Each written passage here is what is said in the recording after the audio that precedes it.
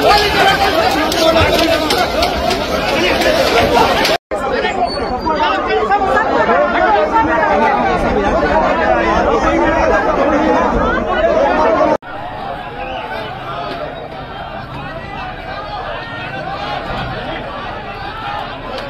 Ballot paper ले आ रहे हो, देखो।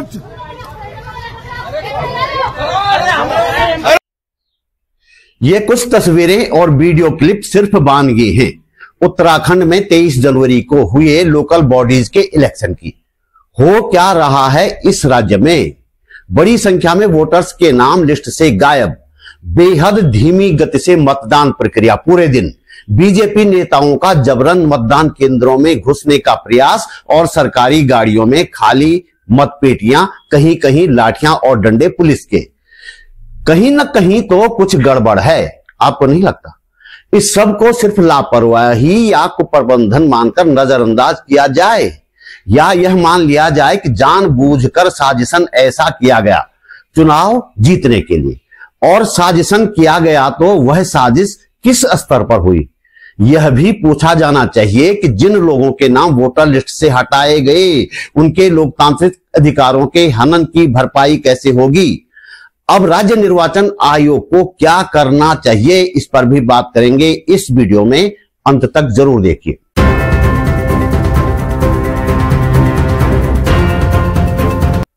नमस्कार, बात बोलेगी चैनल पर आपका स्वागत। मेरा नाम है त्रिलोचन भट्ट और मैं करता हूं जन सरोकारों की बात।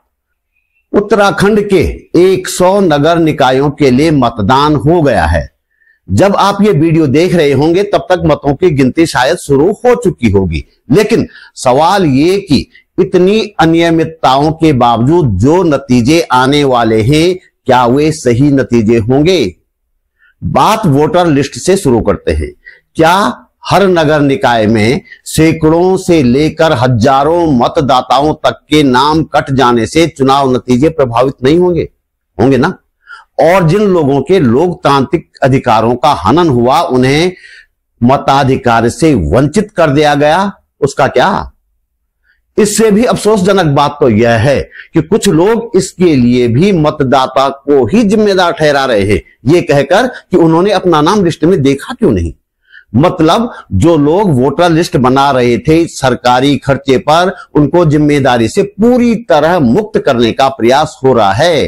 पूर्व मुख्यमंत्री हरीश रावत का उदाहरण ले लेते हैं, झोल आपको समझ में आ जाएगा। हरीश रावत के अनुसार वे 2009 से लगातार माजरा में वोट करते आ रहे हैं। इस बार वहां गए तो नाम नहीं था वोटर लिस्ट में। चुनाव आयोग को शिकायत की।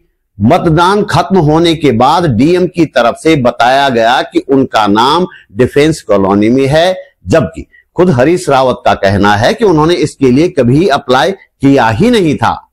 चलिए, हरीश रावत जी ने तो मान लिया कि जब राजनीतिक पिछवाड़े में वोटों के डकैत आ गए हों तो अपने वोट की रक्षा करने के लिए उन्हें जागरूक रहना चाहिए था। इस सलाह के लिए उन्होंने बीजेपी प्रदेश अध्यक्ष महेंद्र भट्ट को थैंक यू भी बोल दिया है। हरीश रावत जी के पास संसाधन है और स्टाफ भी है, कई सारे लोग हैं उनके आसपास, वे अगली बार से अपने वोट की रक्षा खुद कर लेंगे। लेकिन आम लोगों के पास क्या इतने संसाधन हैं, इतनी जानकारी है और इतना समय है? अपना नाम चेक करने की सलाह देने वालों के पास है इस सवाल का जवाब? ये जो हम हर रोज सुबह से लेकर शाम तक टैक्स देते रहते हैं ना भाई साहब सरकार को, इसमें सरकार का काम हमारे वोट की रक्षा करना भी है। यह बात हम सबको जान लेनी चाहिए। कांग्रेस ने नाम काटे जाने पर क्या कहा, जरा सुन लेते हैं। पूरी तरह से अस्वीकार्य है, ये अनएक्सेप्टेबल है। मैं स्टेट इलेक्शन कमीशन से कहना चाहती हूँ, बाहर आइए, बयान जारी करिए कि क्यों इतनी बड़ी संख्या में वोटर्स का नाम लिस्ट से गायब है। मेरा गायब है, माननीय पूर्व मुख्यमंत्री हरीश रावत जी का नाम गायब है, मेरे पूरे परिवार का नाम गायब है, और अभी अभी पता चला है कि दून हॉस्पिटल के एक सीनियर डॉक्टर केसी पंत जी का पूरा परिवार का नाम गायब है। हर वो जगह से जहाँ कांग्रेस की पॉकेट्स हैं, जहां कांग्रेस बाहुल्य क्षेत्र है, जहां मतदाता कांग्रेस को वोट का रुझान रखते हैं, झुकाव रखते हैं, वहां से 600 एक बूथ से इन्होंने वोटर्स गायब कर दिए। ये कैसे हो सकता है? मजेदार बात यह है कि बीजेपी के प्रदेश मीडिया प्रभारी खुद कह रहे हैं कि बड़कोट में निर्दलीय विधायक ने वोटर लिस्ट में गड़बड़ी करवाई। यदि बीजेपी के नेता की यह बात सच है तो बीजेपी की सरकार को मान लेना चाहिए कि ऐसा हुआ है और यह भी बताना होगा कि किसके कहने पर कहां वोटर लिस्ट में गड़बड़ी की गई। जरा बीजेपी प्रदेश प्रवक्ता मनवीर चौहान के तेवर भी देख लीजिए। बड़कोट नगर पालिका में 10,300 मतदाता हैं, 10,300 कुल जनसंख्या है और 10,900 मतदाता हैं। तो आप ये अंदाज लगा सकते हो कि यहाँ के स्थानीय विधायक और कुछ लोग किस तरह से यहाँ पर फर्जी मतदाता सूची बना करके फर्जी तरीके से मतदान को प्रभावित करना चाह रहे हैं, चुनाव को जीतना चाह रहे हैं। बिल्कुल एक सूची विधायक जी ने तैयार कराई है। निश्चित रूप से आप ये नहीं मानते कि जो प्रशासन वेरीफाई करने वाला था उन लोगों ने मतलब इस पे कोई वो नहीं करा? सुनिए, आप मुझे लगता है विधायक के पक्ष से बोल रहे हैं, किसी पक्ष से बोल रहे नहीं बोल रहे हैं? विधायक हो तुम? हमें से पूछिए, मतलब ये मतदान करना, ये प्रशासन पूछो, ये मेरे से मत पूछो। मैं तो सिर्फ बीजेपी नेताओं के जबरन मतदान केंद्रों पर घुसने के मामले सामने आए। ऊपर जिन बीजेपी प्रवक्ता का बयान आपने सुना, वे खुद बड़कोट में एक मतदान केंद्र में घुसने का प्रयास करते पकड़े गए। लोगों ने उनका जमकर विरोध किया। देहरादून के एक मतदान केंद्र पर खुद राज्य के एक मंत्री उमेश शर्मा काऊ घुसने का प्रयास कर रहे थे। यहां एक निर्दलीय उम्मीदवार ने और निर्दलीय उम्मीदवार के समर्थकों ने उनका विरोध किया तो मंत्री जी धमकाने पर उतर आए।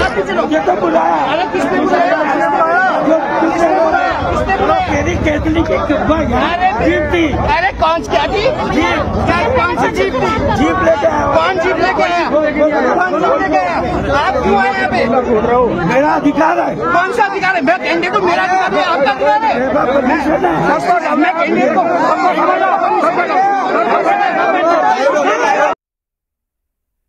बैलेट पेपर से वोट डालने में कुछ देरी तो होती है ईवीएम की तुलना में, लेकिन उतनी भी नहीं जितनी इस चुनाव में, इस मतदान में देखी गई।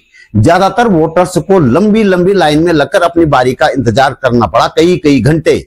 कई जगहों पर तो शाम 5 बजे बाद भी लंबी लाइन थी। रुड़की और मंगलौर में इस धीमी गति का पर लोगों ने ऐतराज जताया तो पुलिस ने लाठियां चला दी।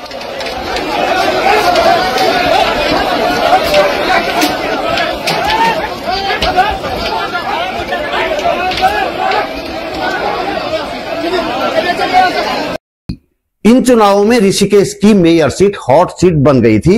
बेशक इसके कारण कुछ भी रहे हों, लेकिन इस सीट पर गड़बड़ी की खूब कोशिशें हुई। यहां तक शिकायत मिली कि मतदान खत्म होने के बाद कुछ लोग खाली मत पेटियां ले जा रहे थे सरकारी गाड़ी में। ये एक गंभीर आरोप है, इसकी जांच की जानी चाहिए और असलियत क्या है लोगों को बताया जाना चाहिए। ये बैलेट पेपर ले आ रहे हो, देखो। अरे ये बैलेट पेपर चोरी से ले आ रहे, ये बैलेट पेपर चोरी से भगा रहे, ये भाग रहे बिना गाड़ी के। कैसे भाग रहे? ये देखो भाटी जी वो भगा रही है। अब आगे क्या इसी तरह चलता रहेगा? इसके बाद त्रिस्तरीय पंचायत चुनाव में और फिर 2027 के विधानसभा चुनाव में भी ऐसा न चले, इसके लिए जरूरी है कि हम सब मिलकर आवाज उठाएं। अच्छा तो ये होता कि लोकतांत्रिक मर्यादाओं और संवैधानिक मूल्यों पर एक के बाद एक प्रहार कर रही सत्ताधारी पार्टी के खिलाफ सब एकजुट होकर लड़ते। सबसे बड़ी विपक्षी पार्टी होने के नाते कांग्रेस का यह फर्ज था कि वह सभी विपक्षी दलों के साथ ही सामाजिक संगठनों को भी एकजुट करती, लेकिन कांग्रेस के अपने ही झगड़े नहीं सुलझते। यदि ऐसी कोई मंशा कांग्रेस की होती तो वह निकाय चुनावों में कुछ सीटें इंडिया गठबंधन में शामिल पार्टियों के लिए जरूर छोड़ती, लेकिन कांग्रेस ने ऐसा नहीं किया। फिलहाल सामाजिक कार्यकर्ता अनूप नौटियाल ने इन अनियमितताओं को लेकर एक प्रेस नोट जारी किया है। उन्होंने राज्य निर्वाचन आयोग के सामने 3 मांगे रखी हैं। पहली यह है कि बहुत धीमी गति से मतदान कराए जाने के कारणों की जांच करें और 2 हफ्ते में रिपोर्ट दें। दूसरी ये कि 1 महीने में यह बताएं कि इन चुनावों में कितने मतदाता हैं जिनके नाम लिस्ट में नहीं थे। साथ ही उन्होंने 1 महीने के दौरान हर नगर निकाय में राजनीतिक दलों के प्रतिनिधियों, निर्वाचन आयोग के अधिकारियों, चुनाव में सक्रिय सामाजिक संगठनों और मीडिया के साथ बैठकें करके मतदान के दौरान हुई अनियमितताओं पर चर्चा करने के बाद विस्तृत रिपोर्ट जारी करने की मांग की है। मुझे लगता है कि ये मांगे हम सब की मांगे होनी चाहिए और हम सबको ऐसा करने के लिए सरकार पर दबाव बनाना चाहिए अपने अपने स्तर पर। तो दोस्तों, इस वीडियो में इतना ही। आप महसूस करते हैं कि इस वीडियो को बनाने में थोड़ी बहुत मेहनत की गई है और आपको इससे कुछ जानकारी मिली है, तो लाइक कमेंट के साथ शेयर भी करें। हमारे पास इनकम का कोई जरिया नहीं है, इसलिए यदि आप समर्थ हैं और चाहते हैं कि यह चैनल आगे चलता रहे तो अपने जेब खर्च में से एक छोटी सी राशि निकालकर आर्थिक सहयोग अवश्य करें। आप YouTube पर वीडियो के नीचे ज्वाइन बटन पर जाकर या सुपर थैंक्स पर जाकर मेरा सहयोग कर सकते हैं। डिस्क्रिप्शन में बैंक डिटेल भी है। मेरा चैनल सब्सक्राइब करें, फेसबुक पेज फॉलो करें, बातबोलेगी.com भी देखें। जल्दी मिलते हैं एक और मुद्दे के साथ एक और वीडियो में। नमस्कार।